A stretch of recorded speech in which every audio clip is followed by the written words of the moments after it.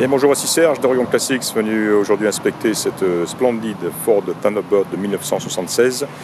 C'est une voiture que beaucoup d'entre vous auront déjà vue soit sur mon site, soit sur ma page Facebook. Et c'est une voiture donc, qui a la particularité de n'avoir que 18 048 miles à l'heure actuelle. 18 000 miles, donc voilà, un peu moins de, ouais, en gros quelque chose comme 26 000 km, enfin je ne sais plus exactement, mais enfin voilà, quelque chose de vraiment extraordinaire et extrêmement rare pour une voiture donc de 1976. Je viens d'en faire un long tour de conduite, un essai de conduite, et je viens de la regarder aussi en détail. J'en ai pris pas mal de photos, et voilà, je vais partager avec vous mes commentaires sur cette voiture. Alors, elle est fabuleuse à conduire, absolument fabuleuse à conduire. On se croirait au volant d'une voiture électrique, parce qu'on entend à aucun moment on entend le moteur, tout simplement.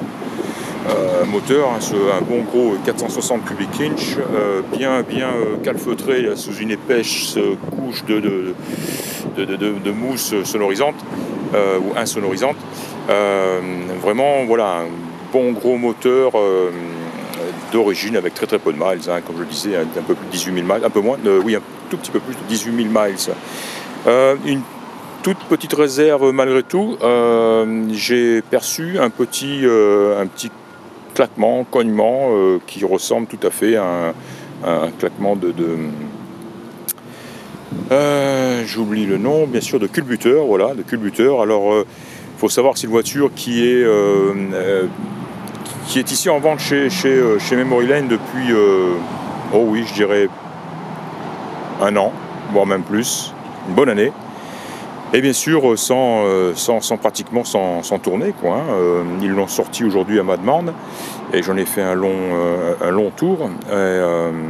Et donc voilà, une voiture. Donc, est-ce que ce claquement proviendrait du fait que la voiture n'est pas tournée pendant longtemps?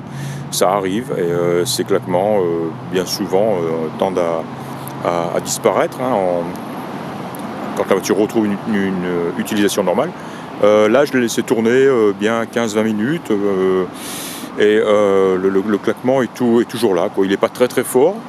Il faut se pencher dessus, mais enfin il est présent. Je vais leur demander ce qu'ils en pensent, quoi, hein. Mais ceci dit, le moteur donc démarre et fonctionne à merveille, évidemment, hein. Et la voiture flotte. Voilà, pardon. La voiture donc flotte sur la route dans le plus grand confort, hein. Elle a des sièges, ces beaux sièges en cuir marron avec deux gros accoudoirs centraux. On est vraiment bien dans cette voiture.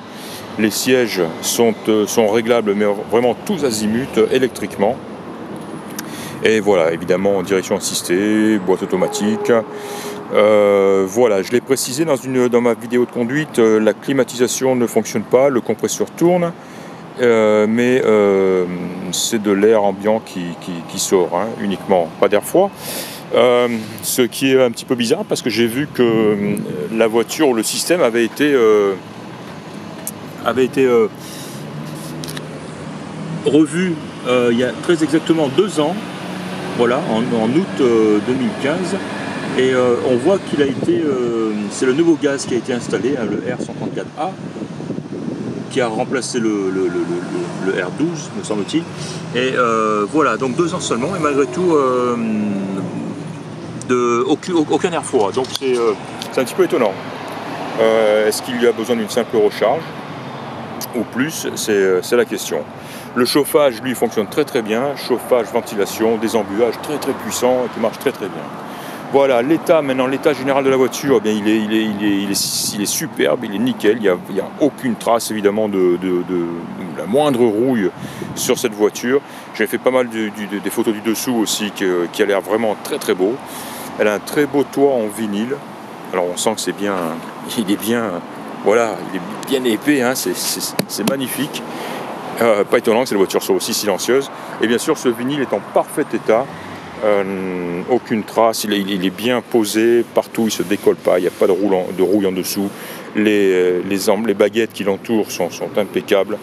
Voilà, vraiment magnifique. Très beau coffre aussi qui est dans un état neuf. une roue de secours qui n'a certainement jamais été, c'est du Michelin, et qui n'a jamais été installée, elle est neuve, la jante aussi, c'est magnifique. Le coffre est très très beau. Là aussi on a une moquette doublée d'une grosse couche d'isolant, mais collée. Donc j'ai pas voulu trop le décoller, l'arracher, mais on sent qu'il y a quelque chose de... C'est de la tôle en dessous très très solide. Pareil de l'autre côté, j'ai essayé de décoller, ça c'est carrément c'est cartonné, hein, c'est du... Voilà, qui cache un petit peu la tôle. J'ai pris une photo et on voit que là-bas c'est noir, c'est magnifique, c'est tout neuf, hein. C'est magnifique. Là aussi j'ai pris une photo du dessous de la plage arrière, là-bas en dessous, et c'est comme neuf, c'est comme... voilà. Le cric bien sûr est en place là-bas.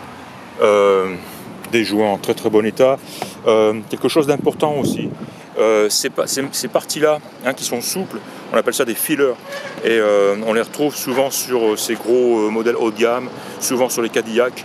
Je ne sais pas en quoi c'est fait, c'est une espèce de plastique, c'est souple, et souvent c'est cuit, et c'est complètement parti, hein, sur ces voitures, des voitures de cet âge-là, et on notera que sur celles-ci, ils sont tout simplement en parfait état, voilà, tout le long, des deux côtés, et idem à l'avant, hein, puisqu'on retrouve ces mêmes fillers à l'avant, et ils sont en parfait état. Ils ne sont pas craqués, ils sont souples encore au toucher, voilà, donc on les voit. Là on a de la tôle par contre, et là on retrouve ces fillers en plastique un peu mou, là, et qui sont en excellent état. Les chromes sont magnifiques, les feux, les vitres, les glaces, hein, tout ceci est vraiment dans un état fantastique. J'ai dû noter un tout petit coup, une petite rayure de la longueur d'un ongle, de ce côté-là me semble-t-il. Voilà, ici, elle est là. Elle a pris un petit coup, on sent aussi une toute petite bosse comme ça, ici, là. Et je n'en ai pas vu d'autres. C'est difficile d'inspecter une voiture quand elle est en plein soleil comme ça. Alors il y a deux moments où il n'est pas facile d'inspecter une voiture, c'est quand elle est dans l'ombre ou quand elle est justement trop exposée au soleil. Bizarrement, c'est... Voilà, mais je l'avais déjà vu cette voiture tout autour, et j'avais, à part cette toute petite bosse là-bas, c'est tout ce que j'avais noté. Chrome parfait, on l'a dit, etc. L'intérieur, alors lui, on n'en parle même pas, il est dans un état immaculé, il est magnifique. Je l'ai précisé aussi, le klaxon ne semble pas fonctionner, ou par intermittence, j'ai réussi à le faire fonctionner alors par intermittence. On a l'impression qu'en poussant on entend un relais qui claque, mais j'en suis pas sûr, hein. En tout cas il ne fonctionne pas, hein, la plupart du temps. La montre qui fonctionne ici, les jauges, compteur kilométrique, donc tout ceci fonctionne évidemment.